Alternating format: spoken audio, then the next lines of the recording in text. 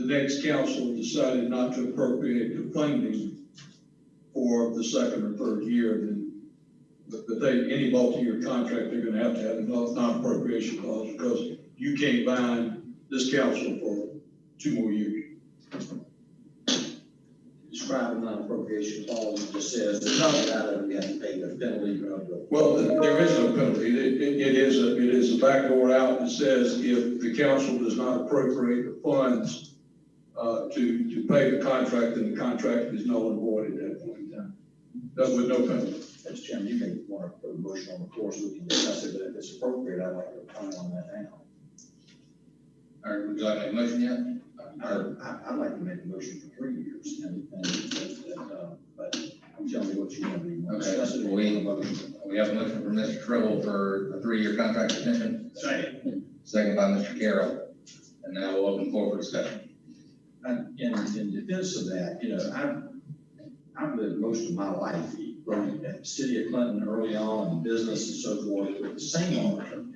And as Lisa was saying, they do come in with the same set of rules and professional objectives, but they do have to understand the rules of engagement, and they may end up not only just costing us less in terms of the money we give them, but costing us less in what we do to comply with what they ask us to do. And that the board needs to gain a confidence in the auditors to be able to question them and know how things transition from 1 year to the next in a continuum.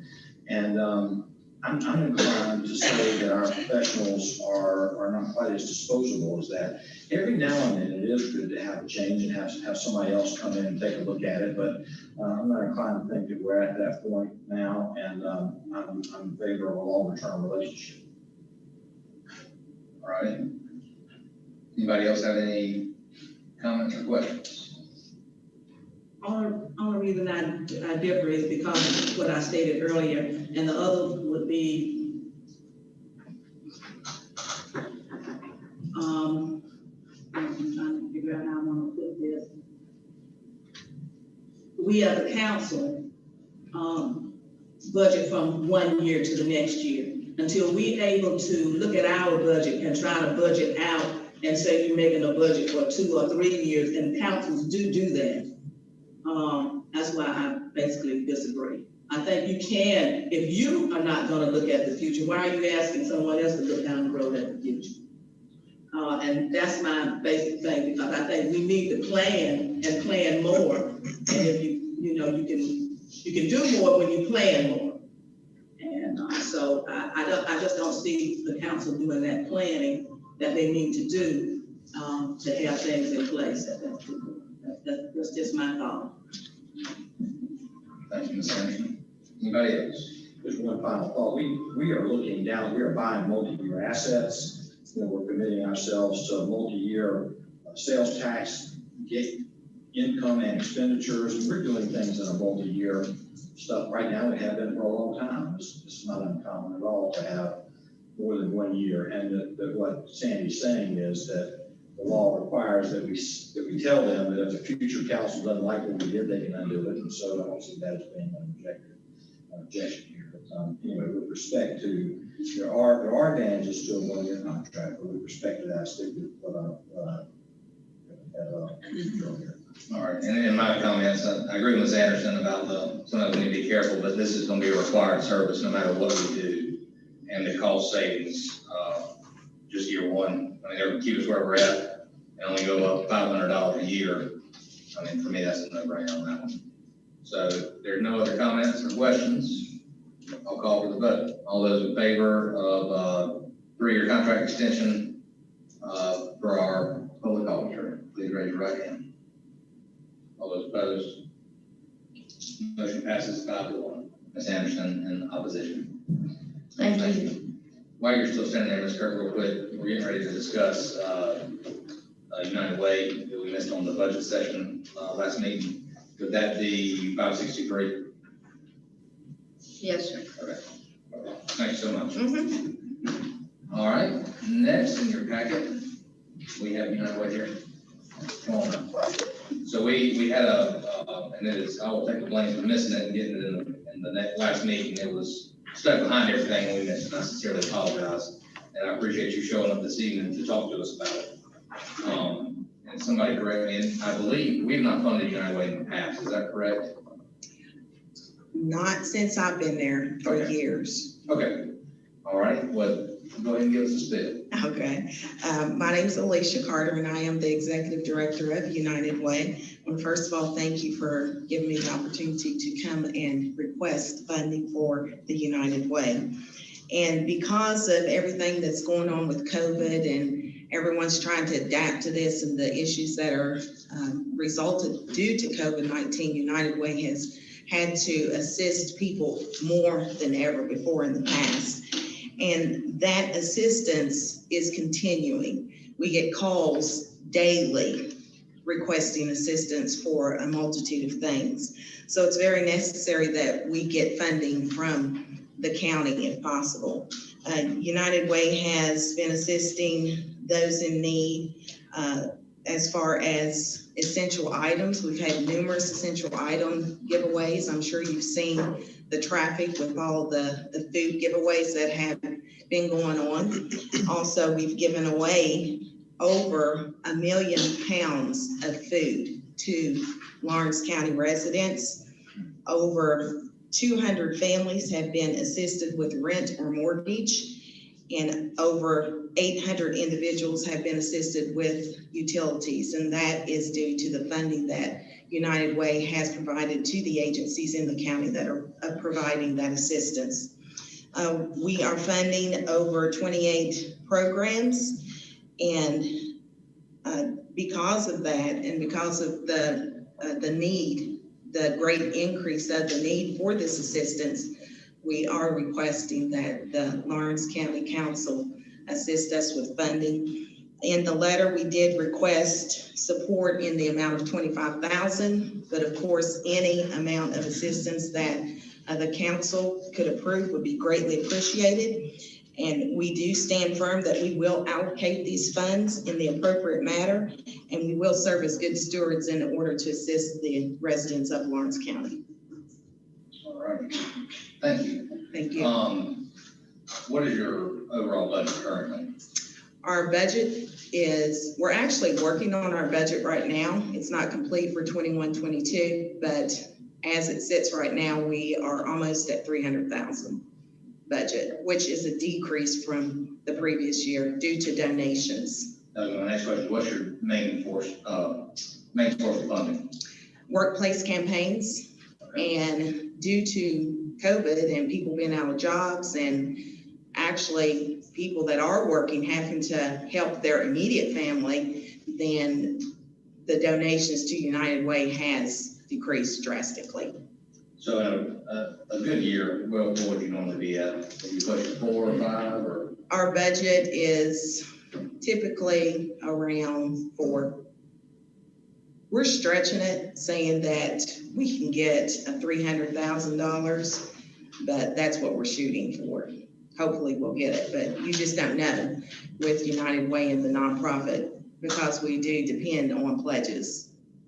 So we only guess as to what we're going to get. All right. Does anybody have any questions for Ms. Carter? Alicia, have we had a campaign here amongst our employees at the county? We have had a campaign with the council or the Lawrence County before, but we did not get a campaign this year.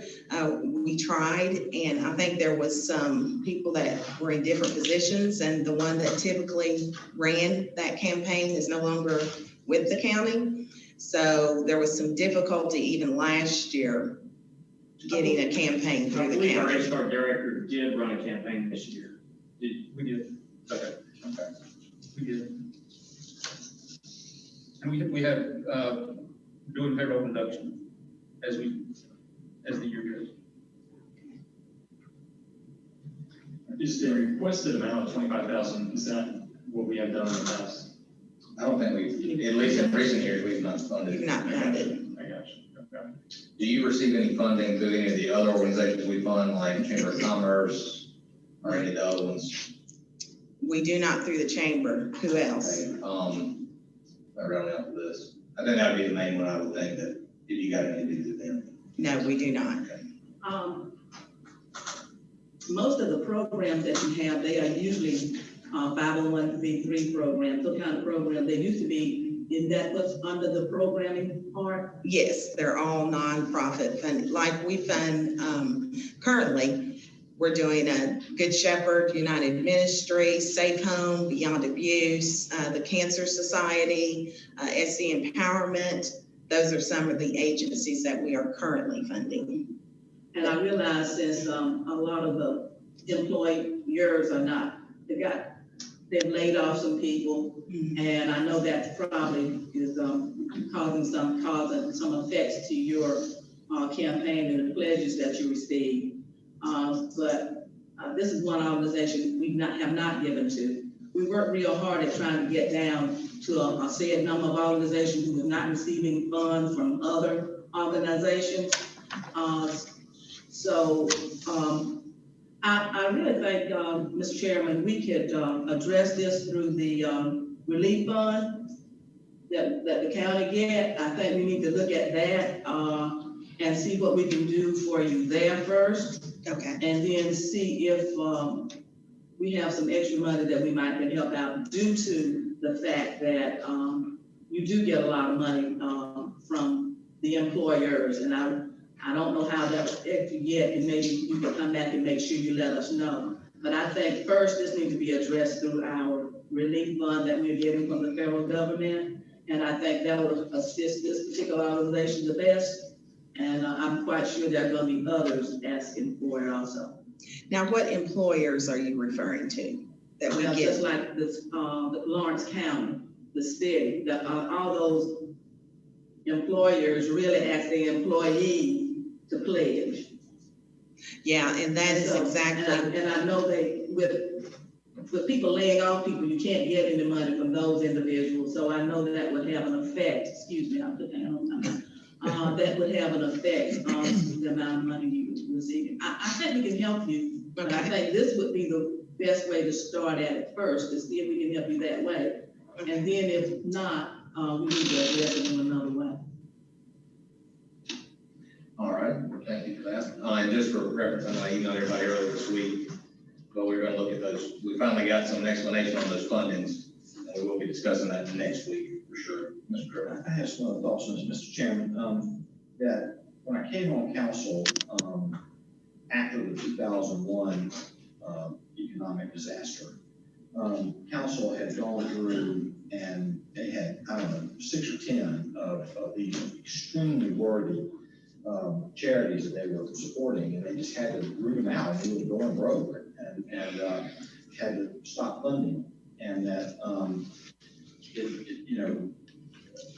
we're sort of in the opposite of that situation now, and that we've got to be careful how many of them we decide to go into. On the other hand, we need to set the example of how these types of worthy organizations are going to get funded, and I think the budget for the United Way has been as high as $500,000 or $600,000 in years past when Torrington and Clinton Mills and all these were doing their campaigns. And the point of it is sort of this, that when, as an elected official or just a citizen, you decide that somebody's shown up on your doorstep and you don't know how to help them, and you want to, you've got to be, if you don't want to be giving away somebody else's money, give money to those charities and send them there. Let them take care of the people that you see, whether they work for you, whether they're in the church, whether they show up on your doorstep at work or home. And that I think that Diane's idea about dealing with this through the relief fund is probably appropriate because it emphasizes the temporary nature of it, meaning that it's hard for us to say we're going to put this on the budget. Every year is going to be money falling out of the sky. But on the other hand, I think that we need to support the United Way. And one of the ways that we might be able to do that, other than just funding a request like this in the budget, is agree to match our employees' gifts. And perhaps even become active in the campaign, to try to put some energy into it and set the example for how an employer ought to deal with this. Because if properly related, people will give the money for these things. And that there's just a whole portfolio of worthy causes underneath the umbrella of the United Way. So I second, Diane's thought about all of this, and there may be a better way to fund it, but, just think about this and try to figure out a way. All right. Thank you for those comments. They were great. And actually, while we're here, Casey, if you'll give me the number that we're currently contributing yet, not right now, but you can get that to me so Mike can discuss that match. I do like that idea as well, just to see where we're sitting. Well, you've heard two recommendations by two council members. Does anybody have any difference in opinion they want to bring up? Well, here none. We will definitely address this in the ARP funds. So we're going to be, you don't have to come to that meeting, but we're going to be discussing how we're going to appropriate next week, and that would definitely be a worthy cause by all means. I appreciate what you've done, what it does in the county. I see y'all out working and make a lot of good impact. So thank you for your work. It's all thankless, but we appreciate all you do, and we'll definitely be discussing this moving forward. And we're going to talk about maybe a match on our employees once we get a number on that. That'd be wonderful. So, yes, ma'am. Thank you so much. Thank you. All right. And next we have Mr. Crookshank. Ms. Correction on title. Yes, Mr. Chairman, the council, probably Ms. Anderson, myself, and Ms. Walsh are the only three probably old enough to remember this. The county sold some property to a group that developed the Social Security office out in the Special Park. The owners of the LLC that purchased that and built the building all for the Social Security.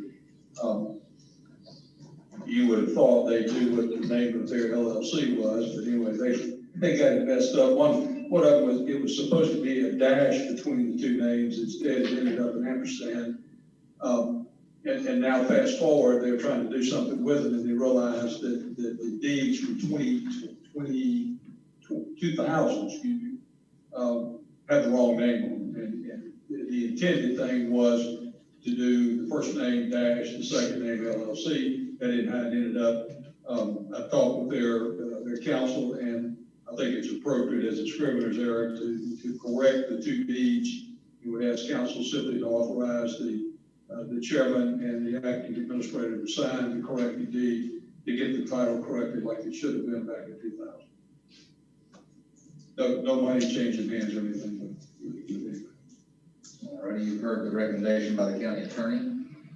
Do we have a motion? So, Mr. Chairman, I move that we correct the title that pertaining to that deed as stated by the county attorney. All right, you've heard a motion by Ms. Anderson. Second. Second by Mr. Trevor. Is there any further discussion? Hearing none, I'll call for the vote. All those in favor, please raise your right hand. 6-0. Thank you, Council. Thank you, sir. All right, moving into old business. This one I'm still very excited about. This is the litter ordinance that we've been talking about for a few months. We are finally to third reading and public hearing. Y'all all had an opportunity to read it, and I'm excited. I ran into one of our sheriff deputies earlier, and he was asking when they were going to be able to start using the new ordinance. They're ready to clean up our county, and I'm glad to see an effort. Lawrence City is proposing this next week. Clinton City proposed it last week, and Fountain Inn will be proposing it on June the 3rd. So that everybody in town, of course, we as a county already cover Great Forest, but they have also talked about it in one of their meetings. But that will give us every municipality that has their own jurisdictions and the county working in the same manner, working together, because Crash doesn't know where the city limit sign is. So it'll be nice that we're all on the same page and doing our best to clean our county up. So with that being said, the time is 6:10. I'll now open the floor for the public hearing on ordinance number 897. If anybody wishes to speak on it, please approach the microphone and state your first and last name.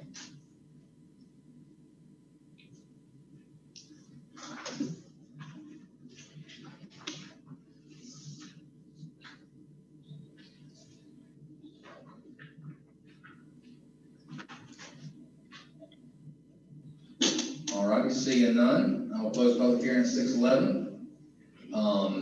And I will now call for a motion for the third and final reading of ordinance number 897. Motion to approve final reading ordinance 897. Have a motion by Mr. Rankins, a second by Mr. Carroll. Is there any discussion or comments? I'm very excited about this as well, Mr. Chairman. Can't tell you how many phone calls we as council members get about litter. And it'll be nice to be able to point to this in the books for how we're going to clean it up. So, All right, anybody else? Hearing none, I'll call for the vote. All those in favor of approving ordinance number 897 on third reading, please raise your right hand. 6-0. Awesome. All right, next we will move into second reading on ordinance number 896 for the relocation of Old Dairy Road.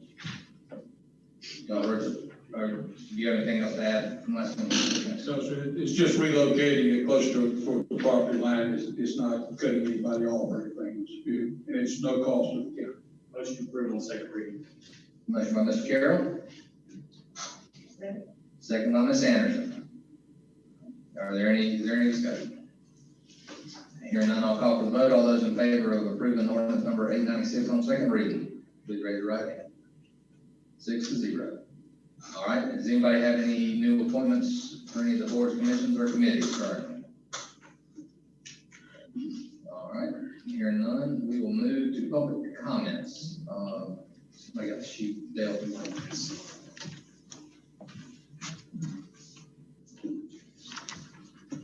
Thank you, sir.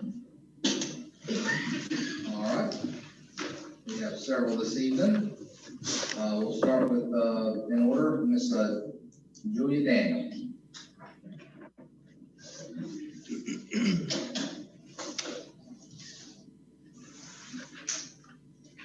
Hello, my name is Julia Daniel, and I have lived on Needleberry Road in Lawrence County since 1989. I'd like to point out also that there are 8 members of our community here tonight. We are a rural community. It's used to be a very peaceful, quiet, nice place to live. We are a community mostly of elderly with health problems, as most people do when they get older. But we've always had a nice, quiet, friendly place to live. But now we have a problem. We have a business operating and openly violating the county noise ordinance, and it is frequently. I'm not talking about loud party or somebody's loud muffler. I'm talking about assault weapons, gunfire, helicopters, missiles, rockets, but it's mostly the gunfire that we hear the most. When the helicopters come through, that's terrifying. But the noise ordinance of Lawrence County is 9 p.m. to 7 a.m., no gunfire, and no loud excessive noise. This goes on till up to 3 o'clock in the morning. And it's highly disturbing. It is traumatizing, it's scary, and we have repeatedly, many of us have repeatedly called and tried to get a complaint, get something done, and we were told that it was the military. They couldn't do anything about it because the military doesn't have to abide by county ordinance. So I took it on myself to call Fort Benning and Fort Jackson. Neither one of them knew anything about it. They said, why would they do something like that when they have thousands of acres in all terrain? They have their own trainers. They don't need to come into a rural community to do any training. So we were told, though, that it was the military, and that's the reason we couldn't do anything about it. So we're disturbed. We are upset. This past weekend was a nightmare. And there's no call for it. It's all for one person to make a lot of money by destroying our community. I've compared it with the sounds you used to hear on the news when Baghdad was being the war zone. That's what it sounds like. You can't open your windows or go out on your deck or sit in your yard. Or when the helicopters came over, I didn't know they were coming until I had my dog outside for his last walk of the night. And these helicopters are just barely over the treetops with these red lights. That's scary. And I'm out there with my dog. Anyway, it's unreasonable. It's unconscionable. And we're trying to find out what we can do to put a stop to it. If they want to operate a business and it goes on till 9 o'clock at night, okay, we can deal with that. But when it gets to be 10, 11, 12, 1, 2, and 3 o'clock, that is, I don't even know how to describe it. It's horrifying. And like I say, there are so many people that have health problems, and when you're awakened by, one night they said, I thought it was a bomb. One person told me later that it was a rocket, and somebody else told me it was some kind of missile. I don't care what it was. Whatever it was, you could feel the impact, like a pressure. It was horrible. And I was inside my house with my doors closed and my windows closed. And this goes on at midnight.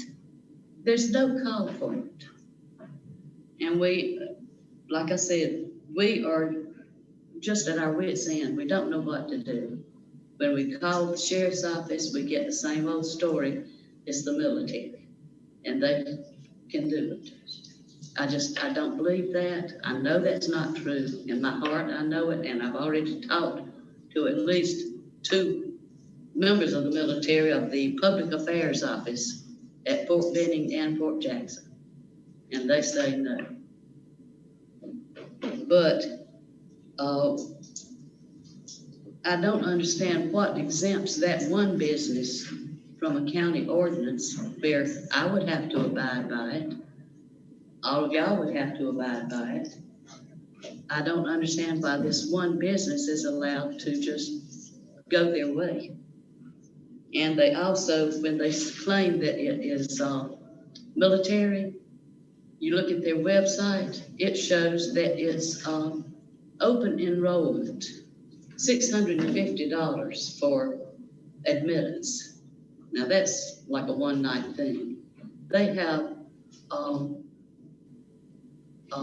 accommodations there, overnight accommodations. They even put out, they have fully equipped kitchens, a lounge, a gym, and a bar.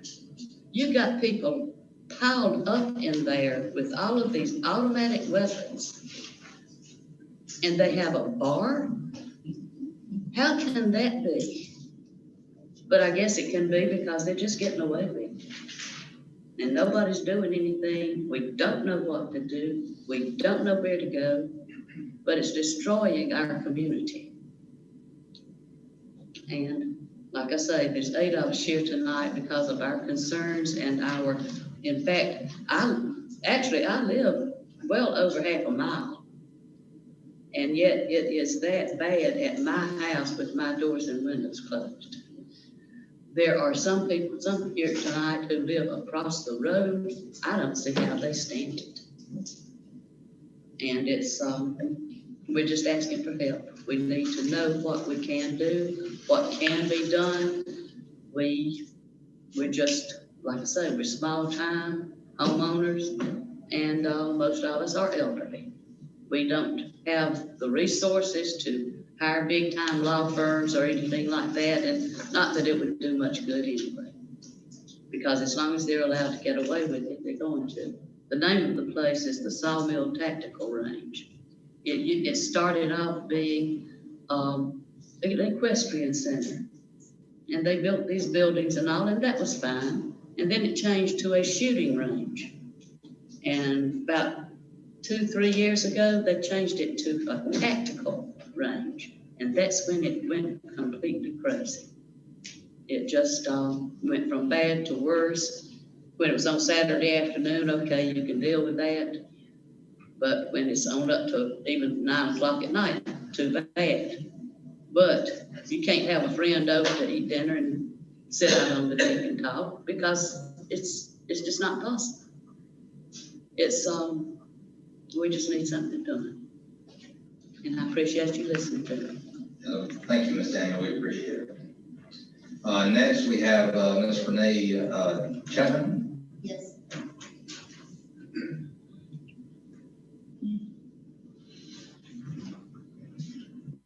Good evening, council members. And as Ms. Daniel said, we're all neighbors. We all live in the same neighborhood. And Ms. Julia, they changed the name. I looked at the website this morning. The name now is the Sawmill Training Complex. That is the name that is on the website as of today, this morning. This says it's morphed and changed as it has gone along. Actually, we thought we were going to speak in a little different order. So what I'm going to say to you guys is a little briefer version than what Ms. Julia said, okay? But as she's right, they've been operating since 2018. October 2018 was the first day when I came home from work. And I got out of my car. As she said, this freaks our animals out. If you have a dog and you know that cannot stand thunder or lightning, you can imagine what that's like. My dog was in the biggest panic of his entire life. And I saw it before when I drove up. And I get out of the car and I'm like, what is that? And I go inside and I ask my husband, and he tells me that it's the shooting range, okay? And that night, as she said, this was the first incident that I ever had with this. They buzzed our house when they came over. With those helicopters, the windows in our house vibrate. I hate to even hear a helicopter. You know, we also have Donaldson Center, where they're now doing a lot of modifications on airplanes and helicopters up there. Every time I hear one, I'm frantic. Is it going to go to Donaldson Center, or is it going to go over to the shooting range, and we're going to have another nightmare? And they have been operating like this without any adherence to the order. And we have, like Ms. Julia said, we've called Sheriff Reynolds and his team. We've asked them to take a look at it. He's brushed off our complaints, blatantly brushed them off. And he has lied to us about what goes on over there. It is not as he states. And in fact, as I was talking to Ms. Julia a minute ago, before we came in here, this place, as she said, in the beginning, it progressed as a small shooting range. I mean, and as we understand, it is a business. That's the key word here, guys, business. This is an operating business. And it was operating as a small shooting range, and we knew that it's a business. We have to, it applied somewhere, got the rule, got the licenses, whatever it needed to operate. Wasn't a whole lot we could do about this. But these things that go on now, it's ridiculous.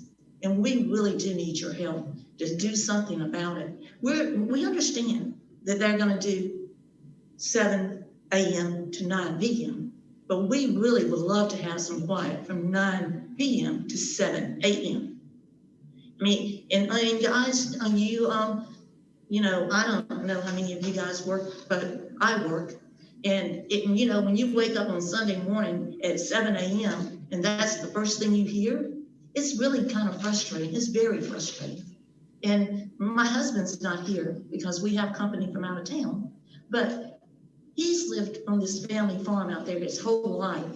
And you think I'm going to pry him off that property? It's not going to happen. So I'm going to listen to this every Sunday morning. And there's not a whole lot I can do about it, but you guys can help us change it. You can help us make a difference about it. And because we've used up all of our resources. We've used them all up. And I thank you so much. And I thank you for your time and your consideration. Thank you. Thank you. Thank you for speaking to us, Ms. Chapman. All right, next, Mr. Smith.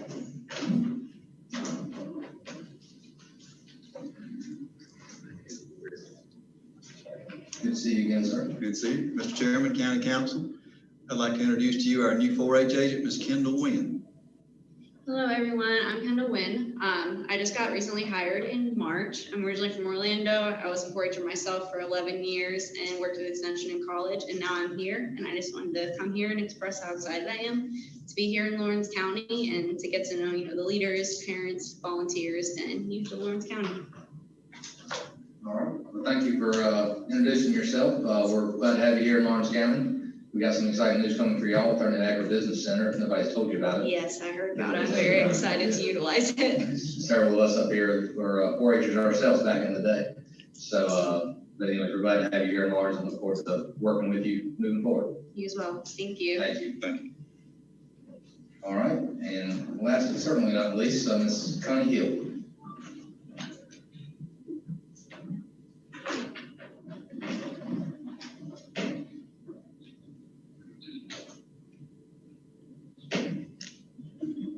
Good evening, Mr. Chairman and council members.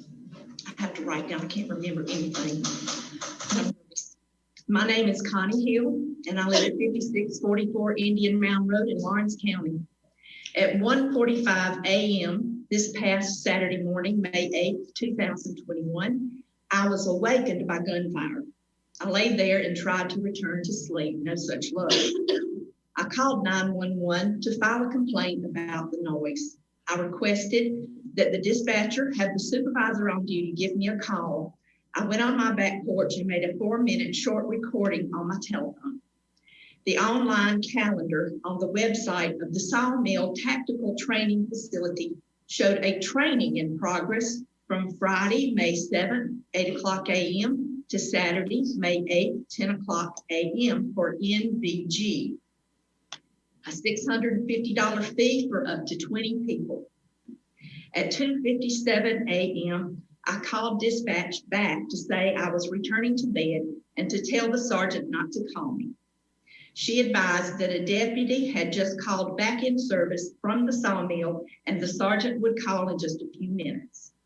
At 3:05 a.m., the sergeant called me and said the deputy had issued a citation to the range master at the sawmill after hearing the gunshots himself.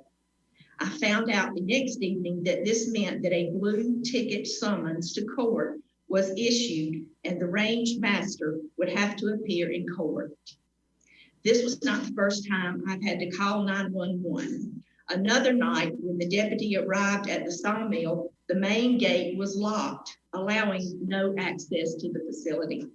The deputy contacted his supervisor, who advised him it was the military and nothing could be done. I was a police officer in the town of Ware Shoals for about 7 years. I retired from the Greenwood Police Department, not as an officer, after 15 years as secretary to the chief of police. I am 150% supportive of all law enforcement and U.S. military servicemen and women. I have attended the South Carolina Criminal Justice Academy and understand the need for nighttime training in the dark. But I also understand the County of Lawrence Noise Ordinance Section 18-21, Section 3, 9 o'clock p.m. to 7 o'clock a.m. I am currently a cancer patient undergoing chemo and other treatments that began in 2005. After talking with several neighbors in the area, I wanted to come before you tonight to express my concerns about the Sawmill Tactical Training Facility located at 8524 Neely Ferry Road in the County of Lawrence, and what I can expect from the council and sheriff's office in reference to the noise ordinance violation. 2 o'clock a.m. Really? I invite you to visit the website. I know that she said that the name of this company has changed, but it's something that everyone in Lawrence County and the state of South Carolina needs to see. They have a billboard out on the interstate coming from Columbia to Lawrence before the road splits that they've put up about their tactical training. And I know law enforcement has done some training there. There's pictures of them, and that's fine. And if you have to do night training, do it till 9 o'clock, or do it in the summer when the hours are different. But this is ridiculous. And it's not just the fact that they're doing it. The main thing is that we're being lied to. This is not, I asked them, I said, you mean to tell me the United States of America military, Army, is doing this training? It's military training, man. So that's what we have to say. Thank you. All right, Ms. Gill, thank you so much for speaking. I'll speak real quick before we jump into the next section. I hate this happening to you. First off, Dale, you'll set up a meeting at 9:30 on Friday morning with the sheriff. And in the meantime, I'll call the clerk of court and give me a copy of that ticket. The date, 5/8/21. She said 3 or 5 in the morning, so it should be somewhere around that time. And then I will say too, that we do have a noise ordinance that needs to be followed. However, as far as the business goes, we have 0 zoning in Lawrence County outside of the municipalities, and being able to stop them from conducting business is next to impossible. However, we do have a noise ordinance and it needs to be followed. We've addressed it on some other issues, and we'll do some follow up here on this. And we have a copy of your, we have your addresses. We have Ms. Hill's email.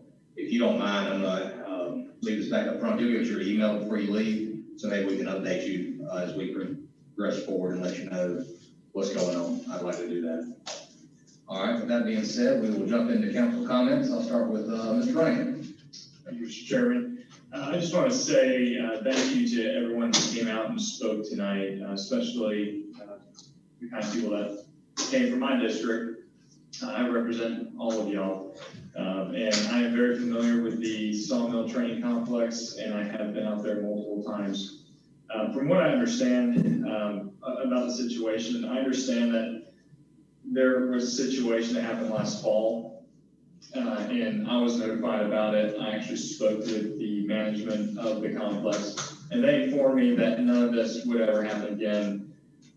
So here, what has happened over the weekend that is discouraging and also frustrating. But I can tell you that there has been some leadership change. The foreman who was running the complex is no longer there. That happened about 2 weeks ago. So I don't know if that is part of the reason why this training was to happen, because he was the one who specifically told me that it wouldn't happen again. From what I understand, he was true to his word until this weekend, which he didn't have any control over. So I will personally reach out to them again. I am familiar with the owners of the complex, but we do have an ordinance in place, and that does need to be followed. We do need to make sure we're enforcing that. So I do apologize for the inconvenience that is caused, and I will definitely do my part to make sure that that doesn't happen again. And for everyone here tonight, if you do have a concern like that, feel free to reach me personally. I'd love to speak with you guys after the meeting as well. Give you my phone number, and that way you can reach me with any of these concerns. Lastly, I guess I just want to say I hope everyone isn't riding their car and empty like I was last night. Make sure you fill up with gas. That's all I got. Thanks, sir. Mr. No comments, Chairman. All right, Ms. Youngs. I agree with these people being fair, 100%. We need to do something. I like to shoot my guns, but I'm not a big fan of it. But still, if you want to, that's fine. But 2 o'clock in the morning, that's a bunch of bull. I've had idiots over my neighborhood every now and then, they'll fire off a couple rounds. 2 or 3 o'clock in the morning, and 2 or 3 o'clock in the morning, and they've got a bar over there. Yeah, I know what's going on with that.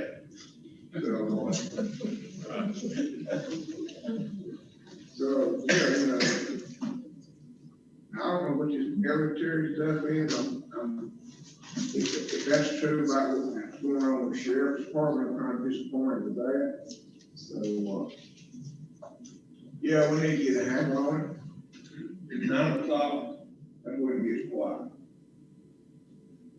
Mr. Chairman, I do want to interject real quick. Sure. In regards to the sheriff's department, from what they have told you guys about the military, I actually was speaking with the owners about this a few months ago. Apparently, there are some agreements with some military entities in the United States that actually have done some training there at the training complex. Apparently, last fall, the situation that happened, there were some Black Hawk helicopters, which are military. So there is some connection to the military. To what extent, I'm not sure. But from what I have been in contact with the Sheriff's Department, they've been told the same thing. I'd like So, to see some proof. yeah, and I will definitely make sure we get that. But in defense of the Sheriff's Department, I do want to let you know that I have been told the same thing. And so I just want that to be out there and made clear. Mr. Rankin, with that being said, does that allow them to break the noise ordinance? It does not, and good question, because that is what I brought to their attention a few months ago when the same situation happened. But again, they told me it wouldn't happen again, so. And up about the Black Hawk helicopters, a lot of those helicopters that they had no markings. Some of them looked like they came out of a dump because they were being busted up. They were old helicopters. They were not like that you would expect our military to have. Another thing, excuse me, that I didn't bring up in my letter was that, someone who lives across the street from this place saw a truck pulling a trailer behind it. And there was writing on the side of the trailer. And the side of the trailer said silent majority. That is some of the group that was in Washington, D.C., is my understanding, when all that happened in Congress, was seen pulling in there. Thank you, Mr. Rankin. Ms. Andrews. I don't have anything to say, but I really want to make sure that, if it's something military, council should know about it, and I want to make sure I hear something in reference to, military. I want to hear that. Yeah. I really don't think it would be any kind of thing going on here unless, the county was aware of it. Thank you, Senator. Mr. Chair. Nothing to add, Steve. All right, I'll just echo what I said earlier.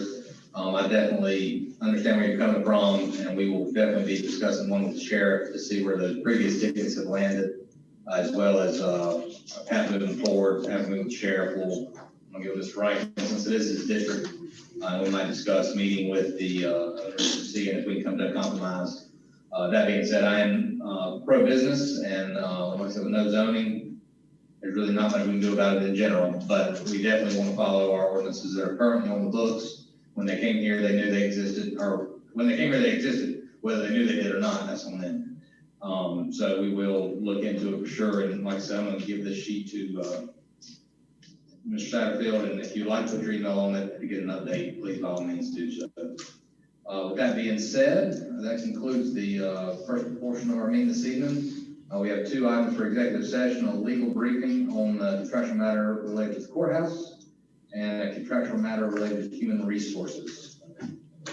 Do I have a motion to move into executive session for the reasons stated? Move to move. Second. Motion by Mr. Triple, second by Mr. Carroll. All those in favor, please raise your right hand. 6-0. The time is now 6:40. We will reconvene in executive session at 6:50. Excuse me, I'm sorry, y'all, excuse me, I forgot. Ms. Butts, do you want to stand up and be recognized? I thought Brown was gonna recognize you. We've changed, we grow. I was his first grade teacher at Lawrence Primary, and he's done so well, I'm so proud. Well, thank you so much. I wanted to get his accolades down. Thank you.